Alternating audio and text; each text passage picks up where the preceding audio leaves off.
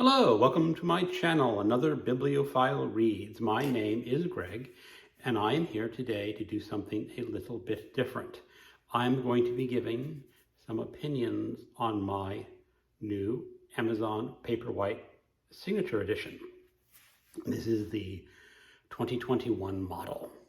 Now, for a little bit of background, I have been reading ebooks since 2002.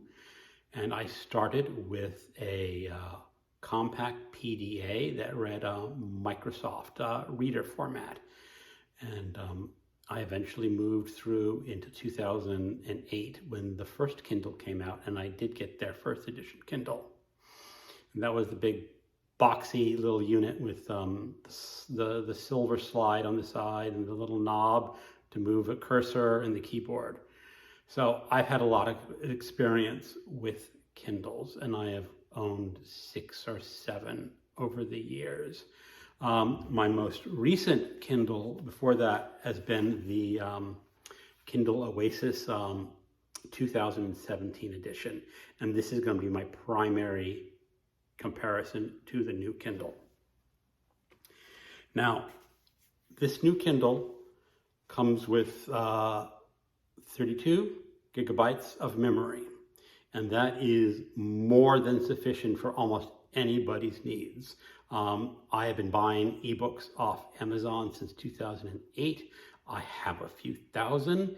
On my iPad, I have them all loaded, and I have about 9.4 gigabytes worth of ebooks. So that's really going to be the 32 edition, 32 gigabytes. It'll be sufficient for just about everyone. And I also purchased this very standard cloth cover. It's the option when you buy a Kindle. They say, do you want a cloth cover? I selected yes. I picked basic black. It's cloth. It fits very nicely. It fits very nicely in my hand. It's a little bit pricey at $29. There are probably some other Kindles very similar that you can get much cheaper, but I have not done any research into them. I just bought this with everything. So this new Kindle, as I'm sure everyone knows, is a little bit larger than the standard Paperwhite. The standard Paperwhite was 6 inches, and this is 6.8 inches. And you do get more text on the screen. You do not get as much text as on the 7-inch Oasis model. I've seen a couple other reviewers saying that the text was identical, but I have actually done a comparison. I've been doing a comparison on this chapter in the book of The Amazing Adventures of Cavalier and Clay, and I have loaded it up to the exact same page on the Oasis. And the Oasis has about 3 words more on this page. Now, this is the beginning of a chapter, so you can see that the chapter doesn't contain all text. It starts in the middle of the page. When I advance it to the second page, which has all text, right here, I will get about 2.5 lines more of text on the Oasis. So it's a little bit of a loss for the Paperwhite, but the new size is very good, and the 2.5 lines is not going to be significant for most people in the long run. Now, I'm not going to go over all the new features. I'm just going to highlight them very, very briefly. You do get warm lighting with this version, and you can click on that, and then you click open that, and you have all these options where you can increase the brightness and the warmth. Now, this warmth lighting is only available on this signature edition. It's new to me. My old Oasis did not have it because I had the 2017 edition. I've been liking it a little, but I have not gotten all that much use out of the warmth yet, but so far I quite like it. And the brightness is pretty much the same as you would expect on the Kindle Oasis. And those are the 2 main features, other than this does charge wirelessly. And this is the wireless unit that you can use to charge your Kindle. This costs $29. You do not have to use this charging unit.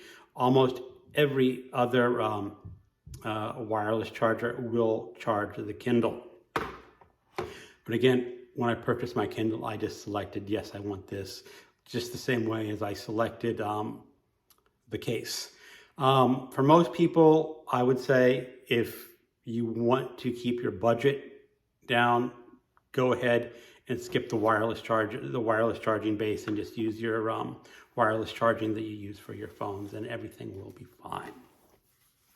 So that's really, in a nutshell, what I have to say about this. I bought this because my Kindle Oasis battery life was dying. If I were to read a book at 100% and read for about 2 hours, I would be down to about 64% battery strength. Right now, after a couple of weeks of using this, I'm down to 26% battery, and that's off one charge that I got it. When I got the Kindle, it had a 52% charge. And when I charged it on this wireless charger, it took about 3 hours to get up to 100%. And I have not had to recharge it since then. And I have read 4 complete books and a bit of a 5th. So the battery life, is what I can say, is very, very good. I don't know if it will get to that 10-week mark that Amazon claims you can get. Mostly because I'm a pretty heavy reader.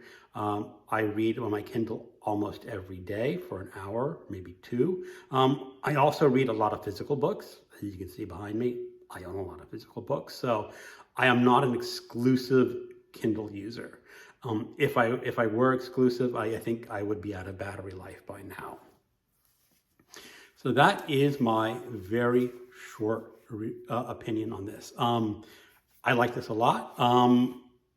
If you have a functional Oasis, I would not upgrade to this new Paperwhite at this time. I had to buy a new one because I said my battery on my Oasis was just so poor. If I ever went on a trip, I would not be able to get through a day without recharging the battery.